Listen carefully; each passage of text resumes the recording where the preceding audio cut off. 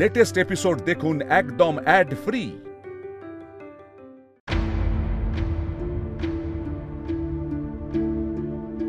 কি বলবো বলো তো আমি চর্দি ভাই, এতবার করে আমি বিথিদিকে বোঝাচ্ছি, একটা বার ফোন করে তীর্থদাকে লালকুঠিতে ডাকলে তো হয় বলো, সবাই মিলে কথা বললে হয়তো সবটা সলভ হয়ে যাবে।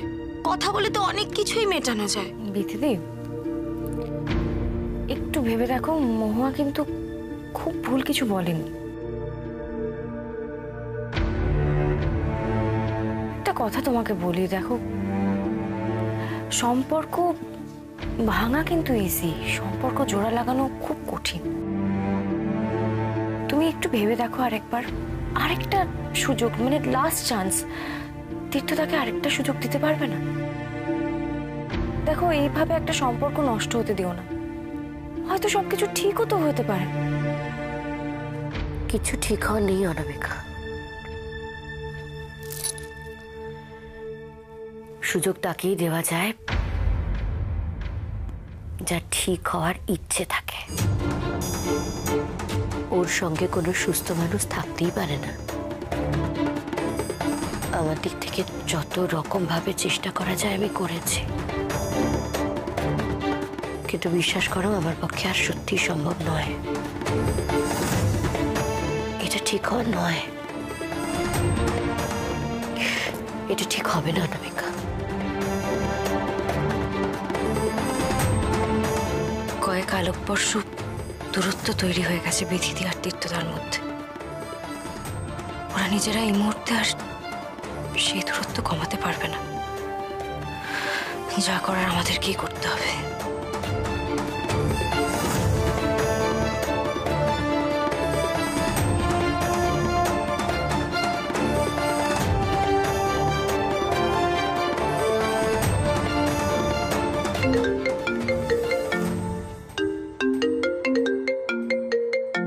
কি জেঠু এত রাতে?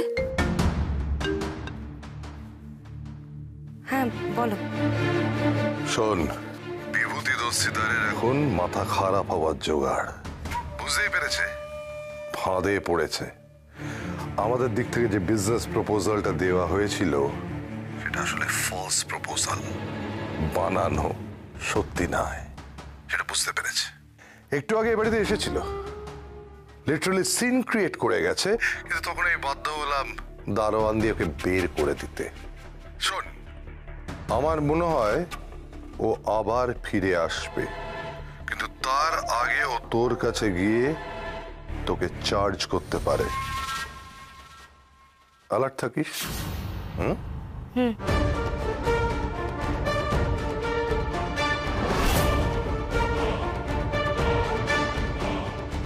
এখন তাহলে শুধু সময়ের অপেক্ষা। আস্তে আস্তে বিভূতি দস্তিদারের আসল রূপ সামনে আসবে। অনেক রাত হয়ে গেল তো, বিক্রম এখনো ফিরছে না। কি হয়েছে? কি কিছু হয়নি তো? কিছু হয়নি বললেই হলো? এক্ষুনি তো আমাকে এত কথা বলছিলে অনামিকা, যেই ফোনটা হাতে উঠে এলে অমনি মুখটা গম্ভীর হয়ে গেল। কি হয়েছে বলো? কে ফোন করেছিল? ঠাম্মা বলেন যখন সবকিছু ভেঙে যেতে শুরু করে তখন একটা একটা করে সবকিছু জোড়া লাগানোর চেষ্টা করতে হয়, তাহলে দেখবে সবকিছু আগের মতো আবার জুড়ে গেছে।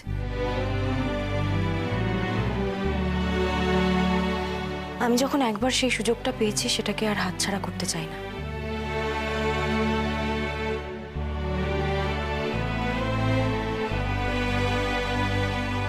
বাবা, মাঝে মাঝে তুমি যে কি বলো, গুরু ঠাকুরের মতো শোনায়। আমি তো কিছু বুঝতে পারি না। যাই হোক, ইচ্ছে হলে বলো। আমার ঘুম পাচ্ছে, আমি এলাম।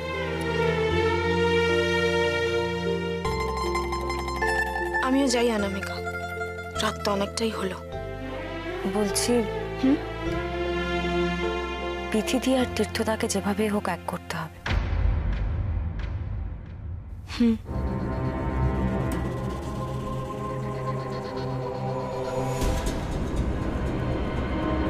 বিভূতি দস্তিদার কি আবার জেঠুর বাড়ির দিকেই ফিরে গেল নাকি নাকি আমার সামনে আসার প্রস্তুতি নিচ্ছে? আপনি যাবেন না, আপনি যাবেন না, যাবেন না, আপনি যাবেন না। শুনুন শুনুন, আপনি কিন্তু বাড়াবাড়ি করছেন। আপনি আমাকে চেনেন না। মিস্টার রায়চৌধুরী আমার বন্ধু, আমি এ বাড়ির অতিথি। এই ব্যাপারটা কি? যাকে তাকে এখানে ঢুকতে দিয়েছো কেন রাত্রিবেলা? কি করবো স্যার, আমি বারবার বারণ করা সত্ত্বেও উনি কিছুতে কথা শুনছে না। বের করে দাও, বের করে দাও এক্ষুনি, চলো। মিস্টার রায়চৌধুরী, আমার আপনার সঙ্গে জরুরি কথা আছে, একটু সময় দিন, খুব জরুরি কথা। এটা তো কথা বলার সময় নয় মিস্টার দস্তিদার, অনেক রাত হয়েছে, আমি এখন ঘুমোতে যাব। যা বলার কাল সকালে বলবেন। আপনি আমার সঙ্গে এরকম ব্যবহার কেন করছেন? এখনো তো কিছুই করিনি, কিচ্ছু করিনি বিভূতি দস্তিদার। এরপর যদি সিকিউরিটি দিয়ে ঘাড় ধাক্কা দিয়ে বাড়ি থেকে বার করে দিই, সহ্য করতে পারবেন? মিস্টার রায়চৌধুরী, আমি আপনার সঙ্গে একটু বসে কথা বলতে চাইছি, আর কিচ্ছু না, প্লিজ। আজকে কথা বলা হচ্ছে, কথা বলতে চাইছেন, ভুলে গেছেন না?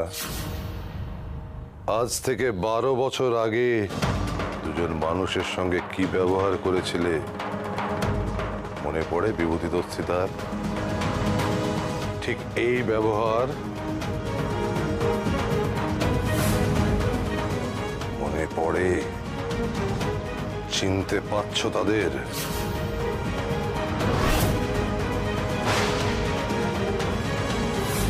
কি হলো?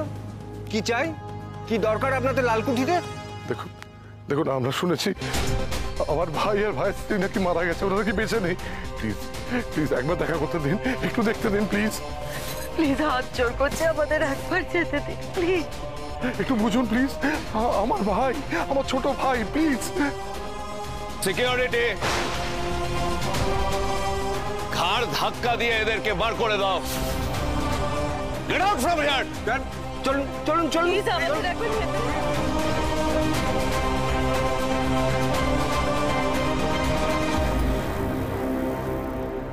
সেদিন যদি একবার আমাদের কথা শুনতে বিভূতি দস্তিদার, তাহলে আজকে এই অবস্থা হতো না। আমাদের দুজনকে চিনে রাখতে পারতে। আপনি তো মিস্টার রায়চৌধুরী।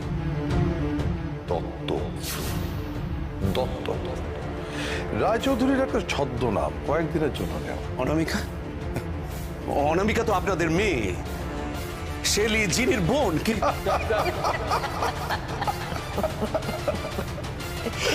কি প্রচন্ড বোকা তুমি দস্তিদার, হ্যাঁ? যাও যাও, নিজের বাড়িতে যাও, অনামিকার আসল পরিচয় সেখানেই পেয়ে যাবে। কিছু বুঝতে পারছি না, আমি মাথায় ঢুকছে না, কিচ্ছু বুঝতে পারছি না। বোঝাবুঝির কোনো দরকার নেই, সিকিউরিটি একে ঘাড় ধরে বাড়ি থেকে বের করে দাও, আর খেয়াল রাখবে চলুন চলুন ভবিষ্যতে চলুন, আর এ বাড়িতে না আসতে পারে, চলুন। আমাদের যেন ডিস্টার্ব না করে, খেয়াল রাখবে।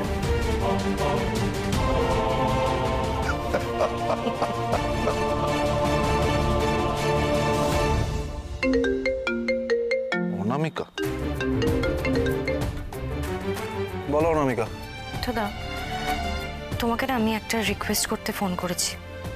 আগে বলো, তুমি আমার রিকোয়েস্ট রাখবে? বলো। দেখো, আমি সত্যিই জানি না তোমার আর বিথিতির মধ্যে কি হয়েছে, কিন্তু তুমি একবার প্লিজ এখন এসে বিথিতিকে একবার নিয়ে যাবে। আমি জানি সম্পর্ক কিভাবে বজায় রাখতে হয় তুমি খুব ভালো মতো জানো, কিন্তু তাও আমি তোমায় বলছি, একটা সম্পর্ক ভালো রাখতে গেলে তার যত্ন নিতে হয়, তবেই সেই সম্পর্ক ভালো থাকে। ঠিক আছে, কিন্তু এরকম আগে কখনো আমাকে কেউ বলেনি, মানে বিথিকে এত তাড়াতাড়ি লালকুঠি থেকে ফেরত নিয়ে যাওয়ার কথা। বলছি, বিথি ঠিক আছে তো? দেখেছো তো, যার জন্য এত চিন্তা করছো তুমি, আর তাকে ছেড়েই তুমি আছো। আরে বাবা, একবার তো দেখতে পারো, হয়তো হয়তো সে যাবে না। অনেক সময় অনেক কিছু চাইলেই না করা যায় না। তাছাড়া বিথি আমাদের এই বিয়েটা কখনো নিজের মন থেকে মেনেই নেয়নি, আর ভবিষ্যতেও হয়তো নেবে না। ইনফ্যাক্ট বিথি আমাকে পছন্দই করে না। বুঝলাম, তোমরা তো নিজেরাই সবকিছু ডিসাইড করে নিয়েছো, সম্পর্ক, তোমাদের ভবিষ্যৎ কি। আমি একটা কথা বলি, একবার একে অপরের সাথে কথা বলে দেখো না, হয়তো একটা পথ বেরিয়ে আসতে পারে।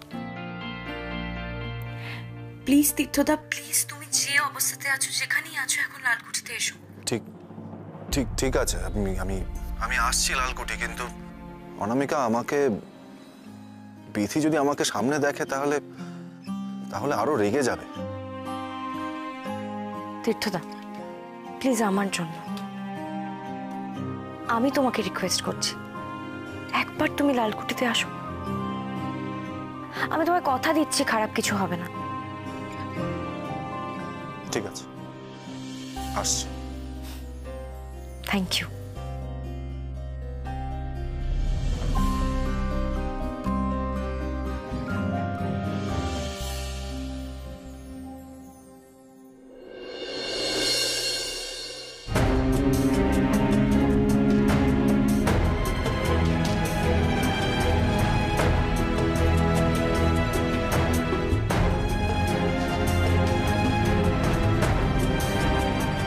যতদূর জানতাম অভিরূপ রায়চৌধুরীর কোনো সন্তান নেই, তাহলে যিনি ইনজিওর্ড হওয়ার পর ঝিল্লি নামে ওই নিচিন্দা গ্রামেই ছিল, এটাই হলো আসল কথা। আমরা উজ্জয়িনী দত্তর সঙ্গে কথা বলতে চাই। আমার সঙ্গে? একজনের ব্যাপারে কিন্তু তোমাদের একটু সাবধান হওয়া দরকার। আরে কার ব্যাপারে সেটা তো ক্লিয়ারলি বলবে। অনামিকা, মানে তোমাদের বৌমার ব্যাপারে আমার কিছু বলার ছিল। মানে হলো ওই অনামিকা, ও কিন্তু খুব একটা সুবিধের মেয়ে নয়। যেখানে যাবার কথা নয় সেখানেই অনামিকা পৌঁছে যায়। আজ আমার সেই সব প্রশ্নের উত্তর চাই। দেবরূপ দত্ত আর অলকানন্দ দত্ত, তাদের কি হয়েছিল? তুমি কি করে জানলে লালকুঠি লাল ছিল? তুমি তো লালকুঠি সবসময় সাদা দেখেছো। আমি তো অনেক দিন থেকে জানি এটা, আমাকে তো জেঠিমণি বলেছে। প্রথমে বাড়িটার রং লাল ছিল, তারপরে রেনোভেট করে বাড়িটার রং সাদা করা হয়েছিল। এ বাড়ির পরের মালিক যারা, তারাই করেছিল।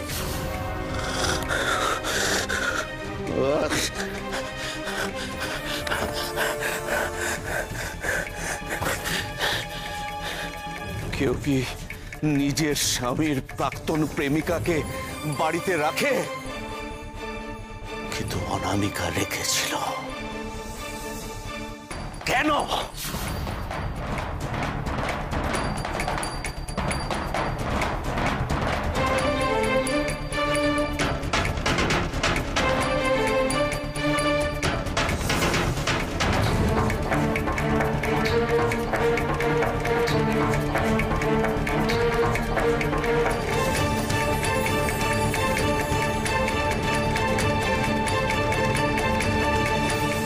আপনি কে সেটা তো বলতে হবে আমাকে। অদ্ভুত তো।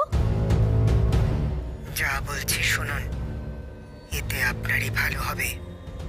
বাইরে আসুন তাড়াতাড়ি। চিনি না জানি না, আমি আপনার কথায় হঠাৎ করে বাইরে চলে যাব? যাব না। আগে বলুন কেন বাইরে ডাকছেন। আবারও বলছি, প্রশ্ন করবেন না, কথা শুনি চলুন। আরে না হলে বাড়ির সবাই এক্ষুনি মারা পড়বেন। হ্যালো হ্যালো,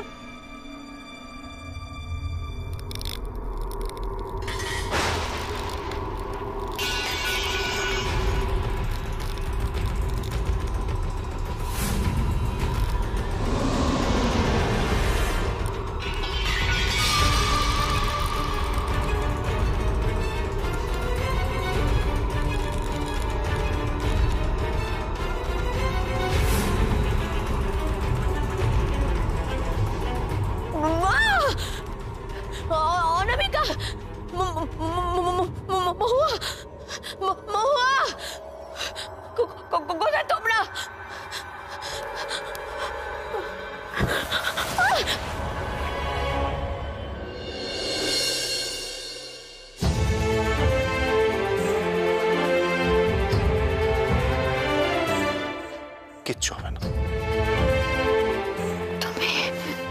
আমি আছি। আমি বলেছিলাম না, যখন যেখানে তোমার অসুবিধা হবে তুমি শুধু হাত বাড়াবে, আমি তোমার হাত ধরে নেবো। এক্সপেরিমেন্ট সাকসেসফুল হয়েছে। অসাধারণ প্ল্যান বানিয়েছিল তুমি।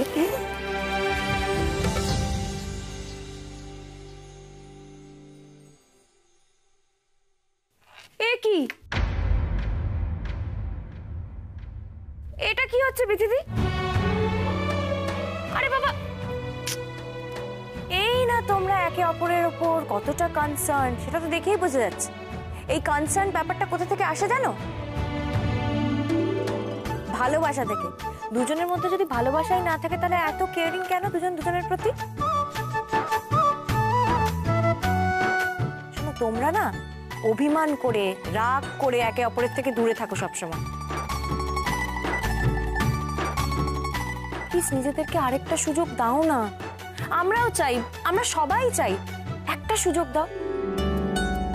আমরা চাই তোমরা দুজন আবার একসাথে থাকো, আমরা সবাই চাই সেটা।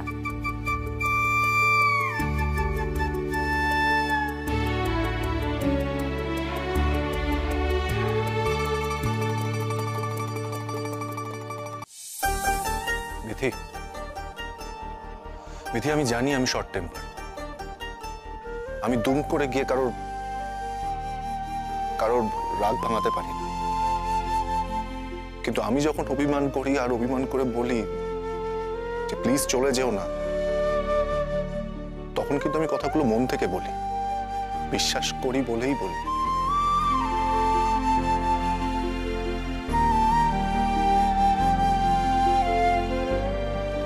হ্যাঁ, আমি তোমাকে ভালোবাসি।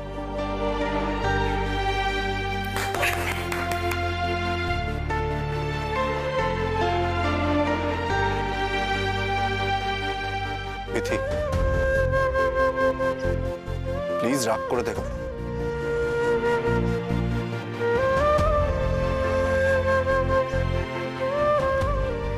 আমার যা বলার আমার বলা হয়ে গেছে।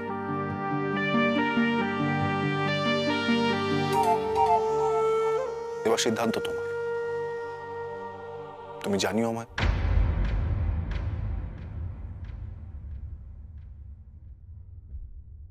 দাঁড়াও,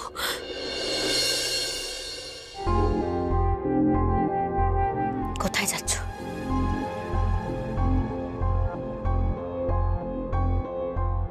তোমার দ্বারা কিচ্ছু হবে না। তোমার এতটুকু গাটস নেই না? যাকে ভালোবাসো তাকে ছেড়ে যাও কিভাবে?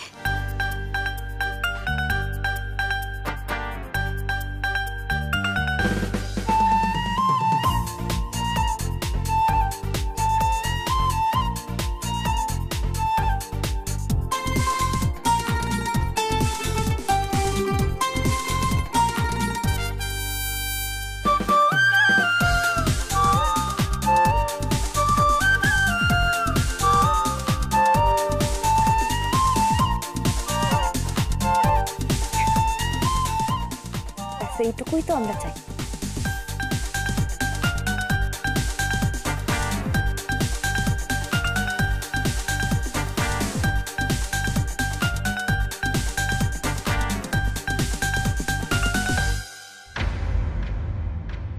কিন্তু বিভূতি দস্তিদার এখনো ফিরছে না কেন?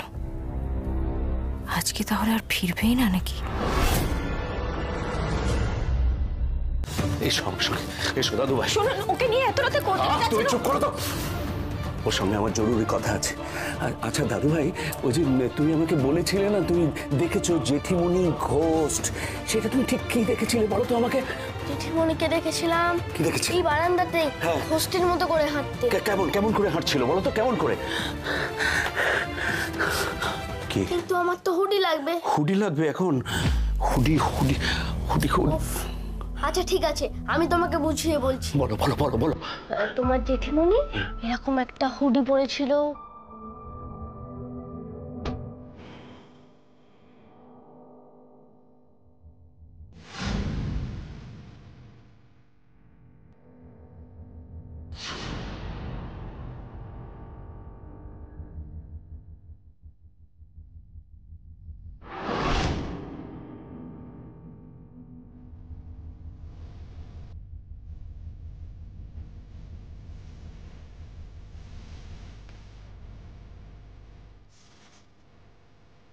তার মানে অনামিকায় চিনি এতদিন ধরে ও আমাদেরকে ঠকিয়েছে। অনামিকায় লালকুটিতে সেজে গুজে ঘুরে বেরিয়েছে জাস্ট আমাদের ঠকানোর জন্য। চিনি, পদ্মই তোমার শেষ রজনী।